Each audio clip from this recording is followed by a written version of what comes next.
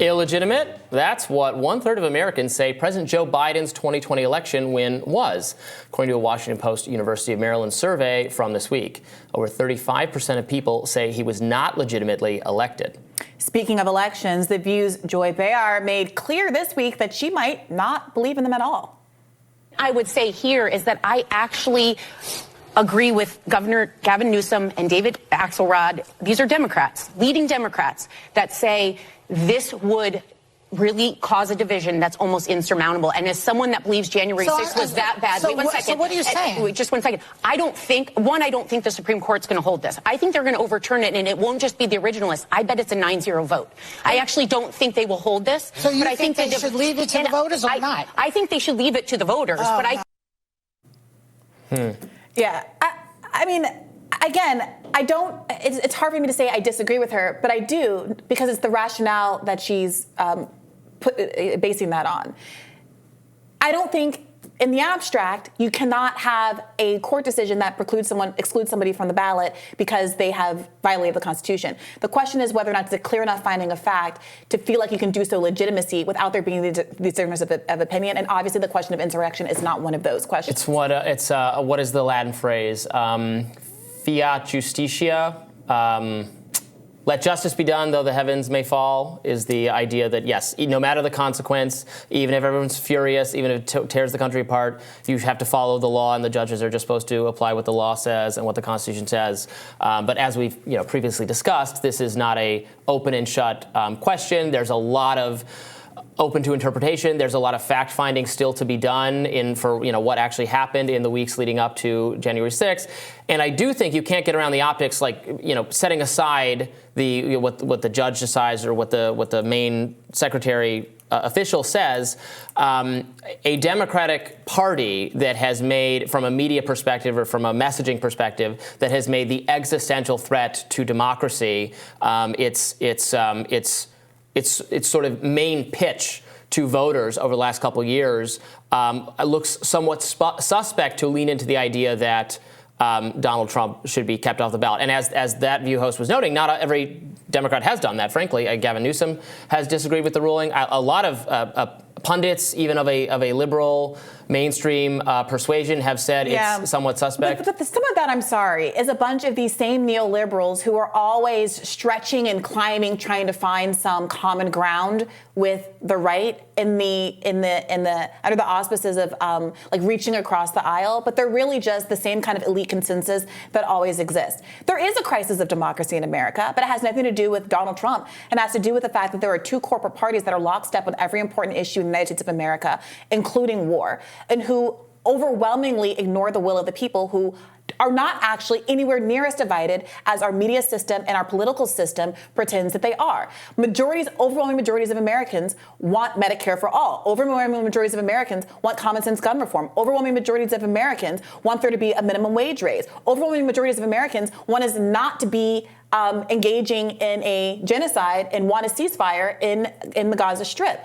And so when people like David Axelrod are saying things like, well, I don't think this would look good, they're concerned about the optics for the Democratic Party. They don't care at all about substantive justice and the real crisis of democracy that exists when you look at the 2014 Princeton study that shows that there is no relationship between the will of the people and what elected officials pursue in Congress. Well, look, I agree with some of what you just said. There's especially on foreign policy, a manufactured elite consensus that is very shared by both parties and does not correspond to public opinion, and it has continuation regardless of the turnover in Washington. It's increasingly difficult for people to voice their opinion and have it actually reflected in the policies. I agree on that. Some of the policies you brought up, I think it depends how they're polled, and when they start being explained, the devil's in the details. And then obviously I don't fundamentally care that what? What is that? Right. You're saying there's no actual division. There are divisions. Versus, do you like plant beans ground up into brown dirt poured through a water filtration system? I mean, you could frame anything in a way that makes it sound disgusting. Saying most Americans support common sense gun reform is too broad to put into a manageable, actionable statement. That, to some people, that means, yes, criminals shouldn't be allowed to have guns. We should. That's not what the poll question is. That's how I'm characterizing it in this conversation. Yeah, and then it depends state by state. Most people want background checks. Most people want folks who have been convicted of crimes not to get guns anymore. Right. Most people want red flag laws. Right, but most people do support those things, and a lot of states have those things. But not all states have those things. And even in states where most people want those things, you have opposition, usually, Republican opposition to those common sense reforms being in place, not because the Republicans think they're going to lose their voter base if they vote for them, but because they're going to lose their funding base from groups like the NRA that give mightily to folks who advance legislation in their interest. I mean, gun rights are, I think, more popular than you're giving them credit for. Even it's not about gun rights. You can reframe it to gun rights, but we're not talking. Gun rights are not in dispute. We have the Second Amendment. The question is, like every other right that we have in the United States of America, it's circumscribed by the fact that we live in a society. I do not have the right to shoot you. Is that a gun right? My right to mow you down in the street? That's probably 100%. Of course not. Of course it isn't. So, like, broadening the conversation, and if you're talking about overly broad terms that are getting too much purchase, that's exactly what you're doing. I'm not talking about gun rights. I'm talking about the fact that the majority of Americans realize that to feel safe in their communities, there have to be some limits on those rights, including not letting people who are demonstrably dangerous get access to firearms. Well, right, but then how we do that ends up being messy, because I would support some policies to disarm criminals that you probably wouldn't. So it's not like we all agree and, oh my God, Congress just stands in the way because we're all marching in lockstep and they won't do what they want. That's just not true. It's a very divided country with it's not a very cultural. Divided country. No, it is. But you can keep pressing that. But the listener should be very, very aware that there is broad consensus over a majority of issues that go to your pocketbook issues and the way that you think that you should relate to your neighbors.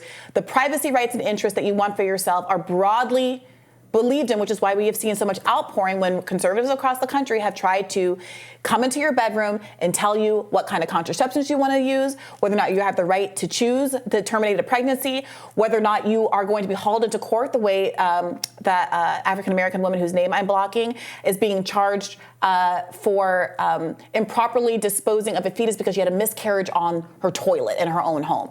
Those are the kinds of infringements on privacy that most Americans agree on, and yet we have Republicans across the country taking the Dobbs opinion and running with it. And that is, frankly, largely why Republicans have lost midterms, because there's been a pushback against that even within Republican Party voter bases. I mean, you switched issues. That's been well acknowledged by people on the right now that, I mean, I'm not. All right, I'm not so in that. This is what country we in. There are some issues where there is agreement on, but the idea that we all just agree on everything and government won't see fit to do what we want. Well, Robbie, again, you're broadening. I didn't say we all just agree on everything. I said there are enormous substantive issues that majorities of Americans agree on and have agreed on for years that don't get any purchase in Congress because Congress members won't support it. We were just talking about yesterday, reforming Congress members' abilities to do insider trading.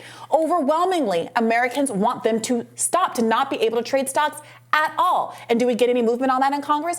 No. And we can sit here and pretend we're so divided, or we can talk about the myriad issues that we were united on and try to push our Congress members and have accountability for our Congress members to actually do what they were elected to do. Or we can sit here and cherry pick, there's a trans baseball player in Alabama to get mad at and have no movement in our country. Well, it's funny to bring that up. That is an area where the vast majority of Americans, if you look at polling, want that not to happen. It's a privacy issue. I'm sure the vast majority of America can come to my home and say, I don't like your decorating decisions. That doesn't mean the Supreme Court should weigh in or a state court should weigh in. You just said the government should do what a vast majority of Americans want them to do. There's a difference. How dare they stand in the way? That's the exact same thing. There's a difference between your personal privacy rights and the rights to be free from government interference, and people who say they want to. We can apply that to gun rights just as well. I don't have to, again, Robbie, I don't have to persuade you. The viewers know what their substantive issues are. I brought up. Yes, the viewers see that you want a majority to weigh in and do what government wants on the areas of issues that matter to you, where you can plausibly read public support for them, and you don't want them to do that on the other issues. Okay. Meanwhile, a new general election poll shows Donald Trump still in the lead at 37%, with Joe Biden trailing behind at 34%, followed by independent candidate RFK Jr., 10% of the national vote. Vice President at Targeted Victory Consulting, Logan Dobson, responded to this poll on X, writing, "Some of it is certainly a mirage, and there's lots of time for it to change, but RFK Jr. has been putting up some of the best third-party polling numbers in a generation. You wouldn't really know it reading most political coverage of the horse race." JFK recently hired Del Bigtree, the CEO of the Informed Consent Action Network as his new comms director. This group has been described as an anti-vax group that sees skepticism about principally autism. And a few weeks ago, Big Tree weighed in on the autism question and vaccines. Take a listen and judge for yourself. The autism spectrum is claiming more and more lives every single year. Numbers now range between 1 in 20 and 1 in 35, depending on what study you look at, whether it's a boy or a girl, are now being diagnosed with autism. It truly is the epidemic of our lifetime.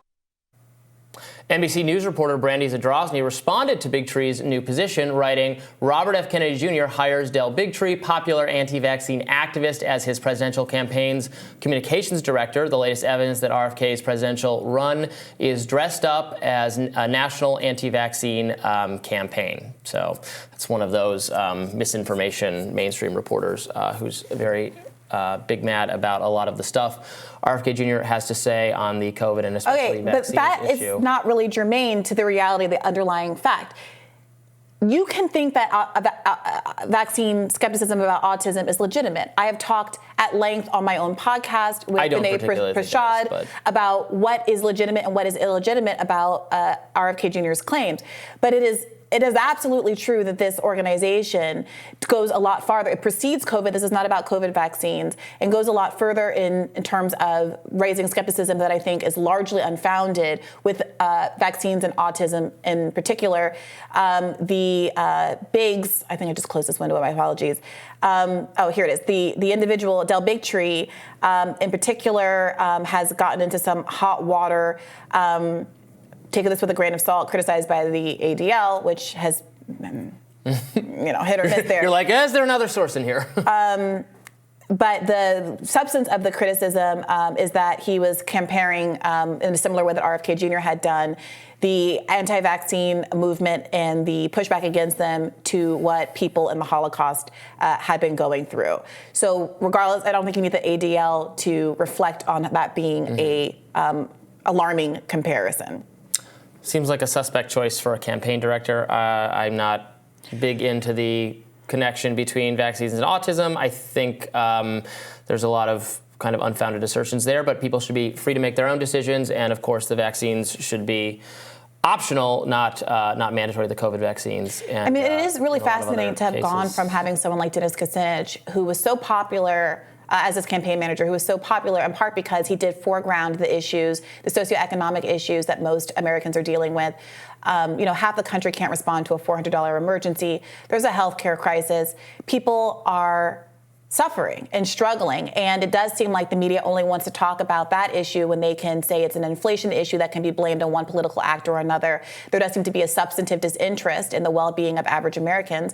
And instead you see people, again, picking up on these kinds of issues that are relatively niche and I think are going to be unable to put a winning coalition behind them. Well, RFK Jr. stands a real chance of doing something. Yeah, whatever he's doing, it's frustrating to see it. Somewhat. I mean, he's polling very highly. He's putting up the best third-party polling numbers since Ross Perot. Biden way down. I mean, what was that poll we read earlier in the show? It's like 40, 35, 10. He's obviously doing something right, and the media should cover him as if they don't have to cover him positively, but they should cover him more. They're covering him, so now we get to have a debate about vaccines. Just like we'll have a debate about inflation, we'll have a debate about Trump going to jail. We have all of these debates. Well, and I think people I'm sorry the debates don't all take place along the exact lines you wish they would, but... And we'll have to figure out if anything is going to change for the lives of average Americans if Donald Trump gets elected, if Joe Biden gets elected, or if RFK Jr. gets elected. That's what we shall work out. More Rising right after this.